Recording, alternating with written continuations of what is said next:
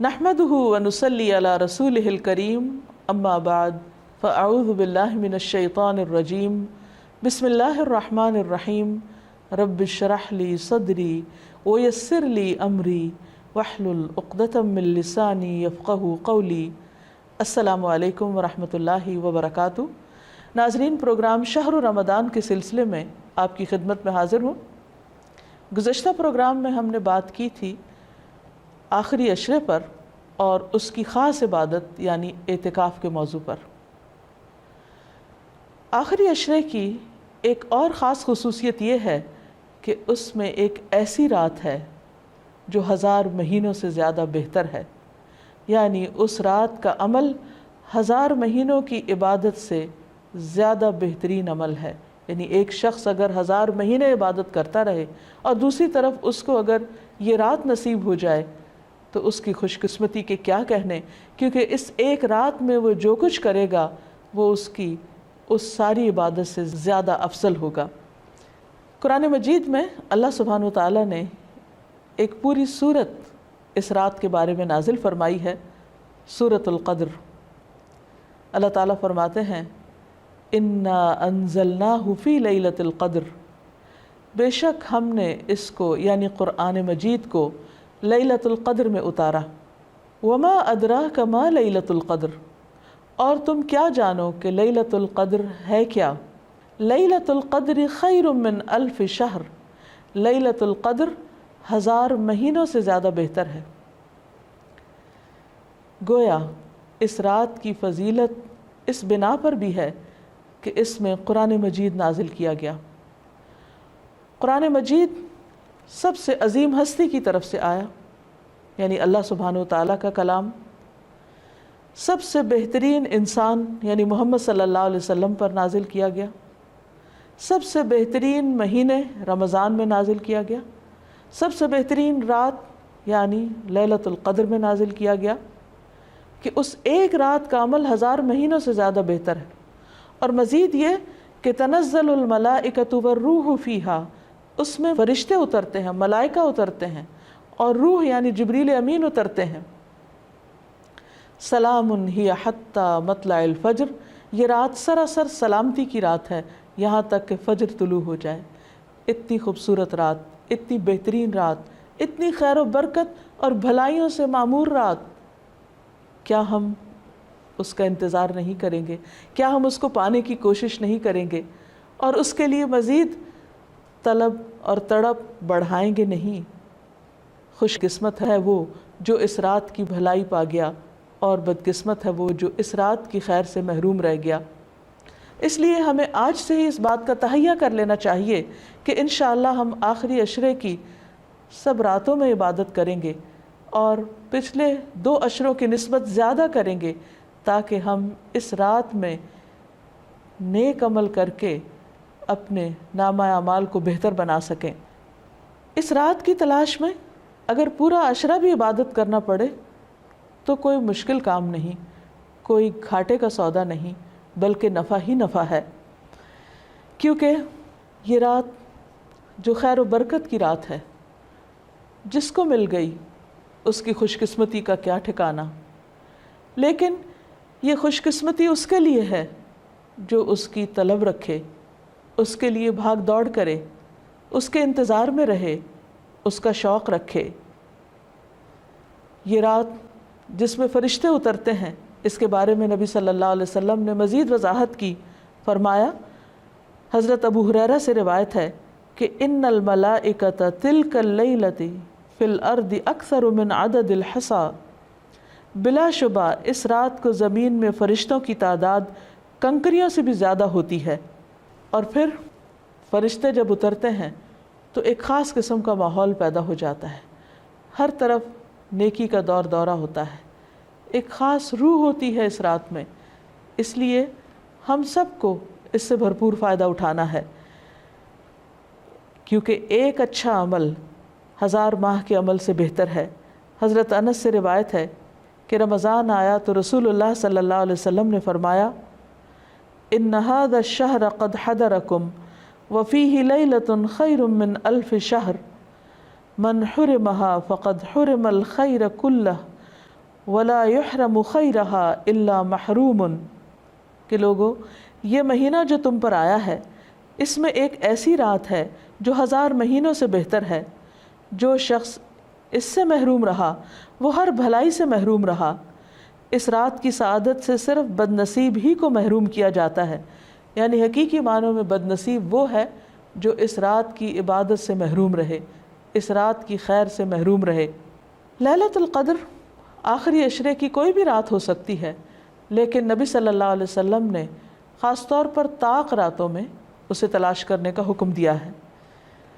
ابن عمر کہتے ہیں کہ رسول اللہ صلی اللہ علیہ وسلم نے فرمایا التمسوها فی العشر الاواخر یعنی لیلۃ القدر فإن ضعف احدکم او عجز فلا یغلبن علی السبع البواقی۔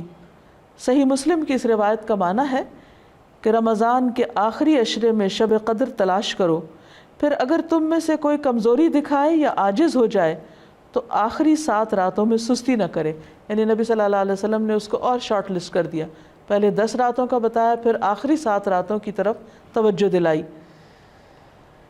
اس رات کا قیام گناہوں کی بخشش کا ذریعہ ہے۔ نبی صلی اللہ علیہ وسلم نے فرمایا من قام لیلۃ القدر ایمانا واحتسابا غفر له ما تقدم من ذنبہ، جس نے لیلۃ القدر میں ایمان اور احتساب یعنی ثواب کی نیت سے قیام کیا، اس کے پچھلے تمام گناہ معاف کر دیے جائیں گے۔ اس سے یہ بات بھی پتہ چلتی ہے کہ اس رات کی سب سے افضل نیکی قیام کرنا ہے، یعنی اللہ تعالیٰ کے حضور کھڑے ہو کر زیادہ سے زیادہ قرآن مجید پڑھنا، یعنی نماز کی حالت میں، یا سننا ہے۔ اسی طرح اس رات میں شور ہنگامے، لڑائی جھگڑے، فضول اور لغو گفتگو سے بھی پرہیز کرنا چاہیے۔ عام طور پر ہوتا یہ ہے کہ جب لوگ مساجد میں اکٹھے ہوتے ہیں یا کچھ گھروں میں اکٹھے ہو کر اجتماعی طور پر قیام اللیل کا اہتمام کرتے ہیں تو پھر بعض اوقات تھکاوٹ ہونے کی صورت میں چائے کا دور چلتا ہے یا پھر گفتگو شروع ہو جاتی ہے، تو ہو سکتا ہے کہ وہی دعا کی قبولیت کا وقت ہو۔ اس لیے پوری رات میں انسان اپنے آپ پر خوب چیک رکھے، نظر رکھے کہ وہ عبادت کے سوا کسی اور چیز کی طرف دھیان نہ دے، اگر کوئی اور کر رہا تو اس کو بھی سمجھائے۔ اس سلسلے میں ایک حدیث ہے، عبادہ بن صامت سے مروی ہے کہ نبی صلی اللہ علیہ وسلم ہمیں شب قدر کی خبر دینے کے لیے تشریف لا رہے تھے کہ 2 مسلمان آپس میں جھگڑا کرنے لگے۔ اس پر آپ صلی اللہ علیہ وسلم نے فرمایا میں آیا تھا کہ تمہیں شب قدر بتا دوں، لیکن فلاں اور فلاں نے آپس میں جھگڑا کر لیا، پس اس کا علم اٹھا لیا گیا اور امید ہے کہ تمہارے حق میں یہی بہتر ہوگا۔ اس حدیث سے ہمیں 2 باتیں پتہ چلتی ہیں۔ ایک تو یہ کہ مسلمانوں کا باہم لڑائی جھگڑا فتنہ فساد ان کو بہت سی خیر سے محروم کر دیتا ہے۔ ایک اور حدیث کے مطابق فساد اور باہمی تعلقات کی خرابی دین کو مونڈ دینے والی ہے، یعنی دین کا صفایا کر دیتی ہے۔ وہاں کوئی ایمان اور تقوی اور خیر بھلائی باقی نہیں رہتی جہاں لوگوں کے درمیان باہم تعلقات اچھے نہیں ہوتے۔ اور یہاں ہم دیکھتے ہیں کہ نبی صلی اللہ علیہ وسلم اسپیسیفکلی یہ بتانے کے لیے آئے کہ کون سی رات لیلۃ القدر ہوگی تاکہ لوگ اس میں پوری طرح عبادت کر سکیں، لیکن لڑائی جھگڑے کی وجہ سے وہ علم آپ سے اٹھا لیا گیا۔ لیکن آپ نے یہ فرمایا کہ اسی میں بھلائی ہوگی۔ اس سے ہمیں ایک اور بات بھی پتہ چلتی، اور وہ یہ کہ نبی صلی اللہ علیہ وسلم انتہا درجے کی مثبت سوچ رکھتے تھے۔ وہ ہر اس موقع پر جہاں کوئی شخص پریشان ہو کر کام چھوڑ سکتا ہے یا ڈپریشن میں جا سکتا ہے، آپ اس موقع پر بھی ہمیشہ یہی بتاتے کہ اس میں بھی بھلائی ہے، اس میں بھی خیر ہے۔ اور ہم اگر غور کریں تو خیر نظر بھی آتی ہے۔ وہ یہ کہ اگر ہمیں یہ پتہ ہوتا کہ فلاں ایک رات لیلۃ القدر ہے، مثلاً بعض لوگ جیسے کہتے ہیں 27ویں کی رات یا کوئی اور رات، تو پھر ہم صرف عبادت اسی رات میں کرتے۔ اب چونکہ پتہ نہیں کہ کون سی رات ہے، تو اس ایک رات کو تلاش کرنے کے لیے ہم اور بھی بہت سی راتوں میں عبادت کر لیتے ہیں، جو یقینی طور پر ثواب اور اجر کا کام ہے۔ لیلۃ القدر اگرچہ یہ نہیں پتہ چلتا کہ کون سی رات ہے، لیکن اس کی کچھ علامات ہمیں بتائی گئی ہیں۔ وہ علامات کیا ہیں؟ احادیث کی روشنی میں دیکھیے، نبی صلی اللہ علیہ وسلم نے فرمایا شب قدر کی صبح کو سورج کے بلند ہونے تک اس کی شعاع نہیں ہوتی، وہ ایسے ہوتا ہے جیسے تھالی، یعنی سورج نظر تو آتا ہے لیکن اس کی شعاعیں نہیں نظر آتی۔ یعنی سورج کا رنگ ایک طرح سے مختلف ہوتا ہے۔ ایک اور روایت میں آتا ہے، حضرت ابو ہریرہ سے روایت ہے کہ ہم نے رسول اللہ صلی اللہ علیہ وسلم کے پاس شب قدر کا ذکر کیا تو آپ نے فرمایا تم میں سے کون اسے یاد رکھتا ہے؟ اس میں جب چاند نکلتا ہے تو ایسا ہوتا ہے جیسے بڑے تھال کا کنارہ، یعنی اس کو بھی آپ نے تھال سے تشبیہ دی، لیکن کنارہ اس لیے کہ آخری راتوں میں چاند پورا نہیں رہتا، ایک کنارے کی طرح رہ جاتا ہے۔ اسی طرح ابن عباس سے مروی ہے کہ رسول اللہ صلی اللہ علیہ وسلم نے فرمایا شب قدر آسان اور معتدل رات ہے جس میں نہ گرمی ہوتی ہے اور نہ سردی۔ اس صبح کا سورج اس طرح طلوع ہوتا ہے کہ اس کی سرخی مدھم ہوتی ہے، یعنی سورج کی ایک نشانی بتائی گئی، لیکن ظاہر ہے کہ وہ تو جب رات گزر جاتی ہے پھر ہی نظر آتا ہے، اس لیے اس پر نہیں رہنا چاہیے کہ فلاں رات تھی یا فلاں رات تھی، توجہ اس پہ رہنی چاہیے کہ ہمیں ہر رات سے کس طرح فائدہ اٹھانا ہے۔ ایک اور روایت میں آتا ہے، حضرت زر سے روایت ہے، انہوں نے کہا کہ میں نے ابی ابن کعب کو یہ فرماتے ہوئے سنا، ان سے کہا گیا کہ حضرت عبداللہ بن مسعود فرماتے ہیں کہ جو آدمی سارا سال قیام کرے وہ لیلۃ القدر کو پہنچ گیا۔ حضرت ابی فرمانے لگے کہ اللہ کی قسم جس کے سوا کوئی معبود نہیں، وہ شب قدر رمضان میں ہے۔ وہ یقین کے ساتھ قسم کھاتے ہیں، اللہ کی قسم بے شک میں جانتا ہوں وہ کون سی رات ہے۔ یہ وہی رات ہے جس میں اللہ کے رسول صلی اللہ علیہ وسلم نے ہمیں قیام کا حکم دیا۔ اس رات کی صبح 27 تاریخ تھی اور اس کی علامت یہ تھی کہ سورج طلوع ہوا تو اس کی سفیدی میں شعاع نہ تھی، اور یہ ہو سکتا ہے کہ اس سال 27ویں رات ہو، لیکن یہ ضروری نہیں کہ صرف 27ویں رات ہی شب قدر ہو۔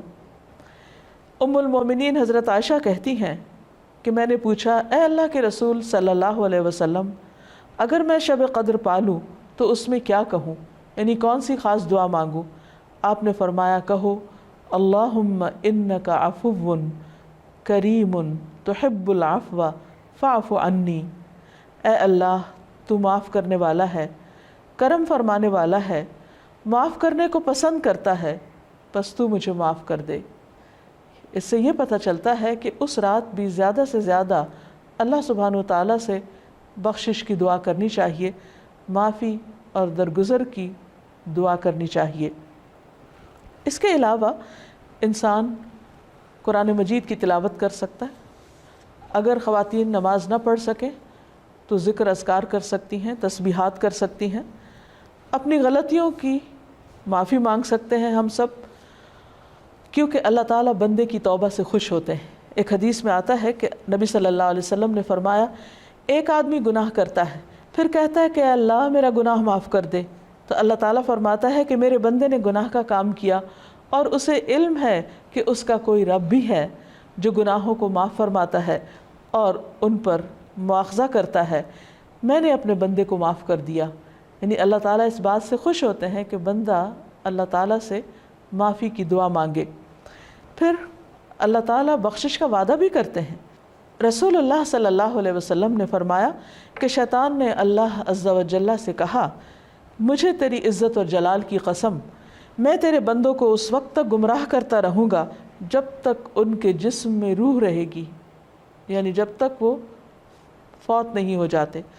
اور اللہ تعالیٰ نے فرمایا مجھے اپنی عزت اور جلال کی قسم، جب تک وہ مجھ سے معافی مانگتے رہیں گے میں بھی انہیں معاف کرتا رہوں گا۔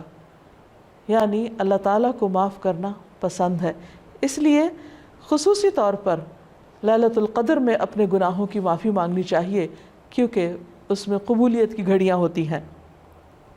اور استغفار کا فائدہ یہ بھی ہے کہ انسان عذاب سے محفوظ رہتا ہے۔ قرآن مجید میں آتا ہے کہ اللہ تعالیٰ ان کو عذاب نہیں دیں گے جب تک وہ استغفار کرتے رہیں گے۔ کوئی بھی انسان یا قوم اپنی کوتاہیوں، غفلتوں، گناہوں کی وجہ سے اللہ تعالیٰ کو ناراض کر دیتی ہے، لیکن اللہ تعالیٰ رب الرحیم ہیں، غفور الرحیم ہیں، وہ اپنے بندوں کو معاف کر دیتے ہیں۔ لہٰذا اس موقع پر ہمیں انفرادی توبہ کے علاوہ اجتماعی توبہ بھی کرنی چاہیے۔ قرآن مجید میں اللہ تعالیٰ فرماتے ہیں وَتُوبُوا إِلَى اللَّهِ جَمِيعًا أَيُّهَا الْمُؤْمِنُونَ، اے مومنو سب مل کر اللہ سے توبہ کرو، اللہ تعالیٰ معاف فرمانے والا ہے، خواہ انسان کے گناہ آسمان کی بلندیوں تک ہی کیوں نہ پہنچ جائے۔ اور آپ صلی اللہ علیہ وسلم نے یہ بھی فرمایا کہ جو آدمی یہ بات پسند کرتا ہے کہ اس کا اعمال نامہ اسے خوش کر دے تو وہ کثرت سے استغفار کیا کرے۔ ایک اور روایت میں آتا ہے خوشخبری ہے اس کے لیے جو اپنے نامہ اعمال میں بکثرت استغفار پائے۔ اللہ تعالیٰ سے دعا ہے کہ اللہ تعالیٰ ہمیں یہ رات نصیب فرمائے اور ہمارے گناہوں کی بخشش فرما دے اور اپنی رحمتوں کا نزول ہم سب پر کرے۔ وآخر دعوانا ان الحمد للہ رب العالمین۔ السلام علیکم ورحمۃ اللہ وبرکاتہ۔